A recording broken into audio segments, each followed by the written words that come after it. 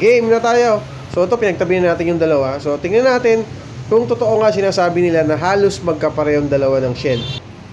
Halos parehas lang sila ng shell. Yan o. Dito pa lang mga katros, makikita nyo na halos may similar talaga sila.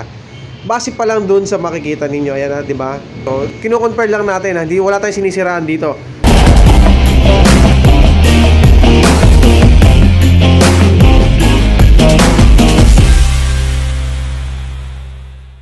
Hello! Yan, good day sa inyong lahat mga katrops natin dyan. And welcome ulit sa ating video, sa ating bagong upload. Siyempre yan, siyempre shoutout muna sa lahat ng subscriber natin, sa mga followers. And siyempre sa Almot, Lagu Kalamba and Laguna Motovloggers. Maraming salamat sa pagsuporta kay Papa Henry. Yan, ano ba yung pag-usapan natin? Ano ba yung kukumpara natin ngayon? Kasi mga katrops, may nakapagbanggit sa akin or may nakapagsabi, nakapag-comment din. Sabi nila, si Evo helmet daw at saka si Zebra helmet ay magkapareho ng shell.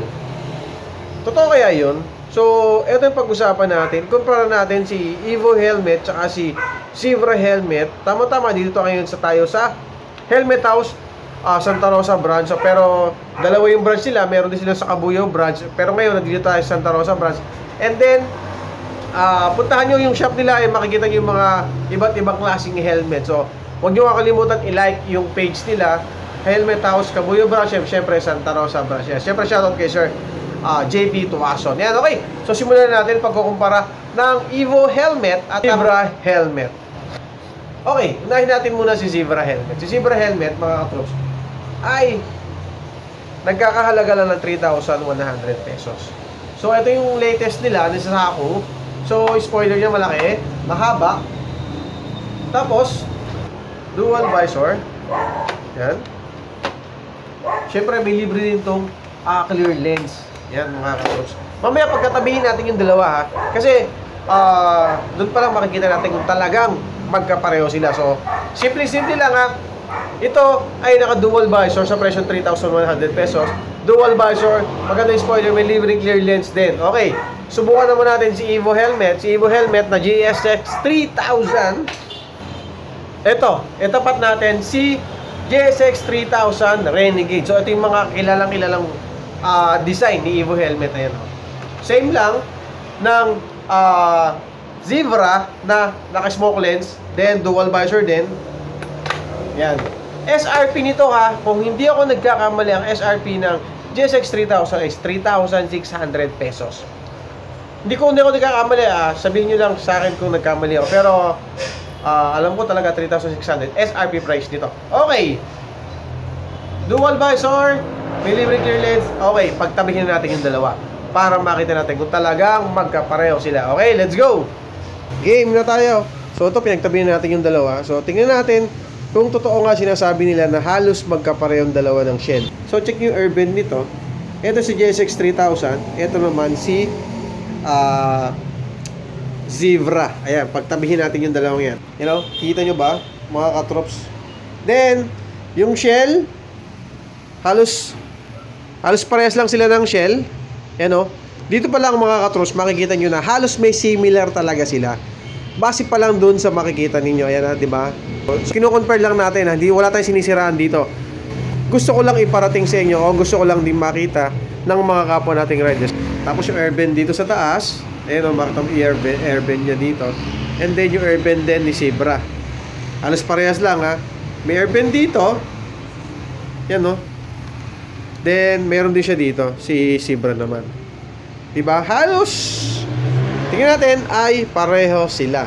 Ngayon, check naman natin yung sa side nila. Yan o. Back side. Siyempre, si Zebra, medyo mahaba yung kanyang spoiler. Kita nyo na medyo mahaba yung spoiler. Si Evo, medyo maliit lang. So, dito tayo sa back view. Yan. Pag tinignan yung back view natin, siyempre, meron pa kalang Zebra. So, wala naman siyang urban dito. Si Evo, ayun, may nakalagay ditong Evo, DOT, ICC sticker. Ayan o, kita nyo may ICC sticker, DOT. Samantalang si Zebra, may nakalagay sa kanya dito, ayan o, DOT, ECE. And then, meron siyang PS mark. So, naka PS mark si Zebra. PS mark, ECE, and DOT. So, yun ang pagkakaiba ng dalawa sa likod. Ayan ha, tingnan nyo mabuti.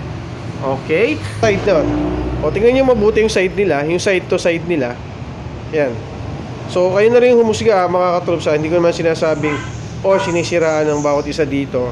Kinumpara lang natin na kung talaga bang parehas sila. Kasi may nakakapagsabi sa atin na maparehas daw itong dalawang helmet na to.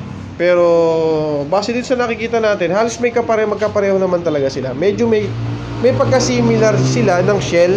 So dito, si Evo helmet, mayroon siyang dito. Ayan no. So iba yung pinaka dito nila. Ito naman si Zebra. Ayan. Then quick release. Si Zebra, naka-quick release din si Evo. Tapos yung pinaka-lining niya dito, ayan no, medyo iba syempre dito sa Zebra helmet. Ayan no. Tapos medyo mas malambot ng konti ito compare mo dito sa foam ni Evo. Ayan no. Mas malambot ng konti mga katrops. So ayan. So tingnan nyo pa rin ha. Ayan na mga katrops ha. Simple lang yung pinakita ko sa inyo. Simple lang yung pinagkumpara natin. Wala na masyado tayong kuskus balungos. Pinakita lang natin kung ano ba yung similar nila or similar ba talaga silang dalawang helmet na to. Kasi nahihiwagaan din talaga ako. Halos pareho sila ng shell. Pareho sila ng mga mechanism. Tulad ng ganito mga airbell.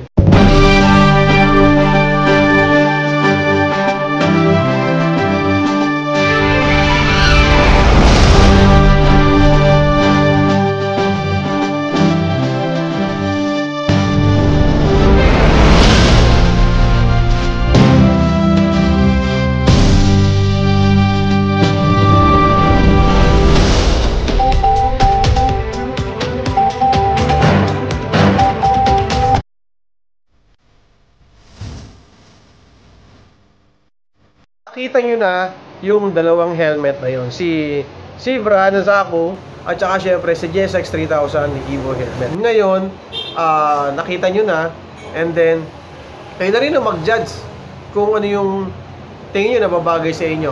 Kasi totoo lang mga katrops ha. Kasi minsan maraming basher si Evo. Totoo naman maraming basher si Evo. And then si Zebra, ganun din, marami ding basher. Eto mga katrops, kaya pinakita ko lang ganito. Kasi sa totoo lang, marami din naman talaga sa ating bumibili ng helmet at marami sa ating mga riders na hindi minsan tinitignan nila yung quality ng helmet or hindi na sila masyadong nagse-search. Totoo naman, di ba? Meron talaga dyan na pag sinabing eto yung brand na bibilhin nila or ano yung murang bibilhin nila, yun agad ang pumapasok sa utak nila or yun agad ang nasa isip nila kasi yun lang yung kaya ng budget nila. Di ba?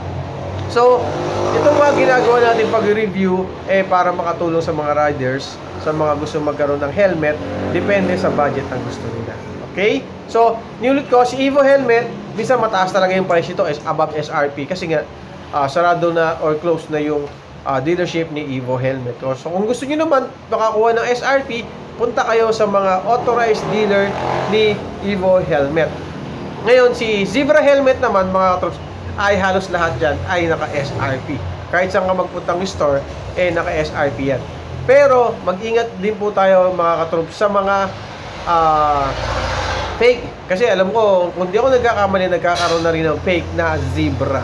Huwag yung tatangkilikin ang fake na Zebra or fake na helmet. Okay, di ba? So, lalahatin na natin, huwag yung tatangkilikin ang lahat ng fake na helmet. Di ba? Fake. So, ibig sabihin, hindi siya pumasok sa mga standard natin kasi pag-usapan na natin ay yung health, ay yung safety na natin, di ba mga katrops? Yun ang pinaka-importante, yung safety at yung kaligtasan ng buhay natin. Okay, maraming salamat sa inyo, salute sa inyo, ride safe always, God bless always. Simple yung pinag-usapan natin, pinagkumpara lang natin, napaka-exe, so sana may natutunan kayo, okay?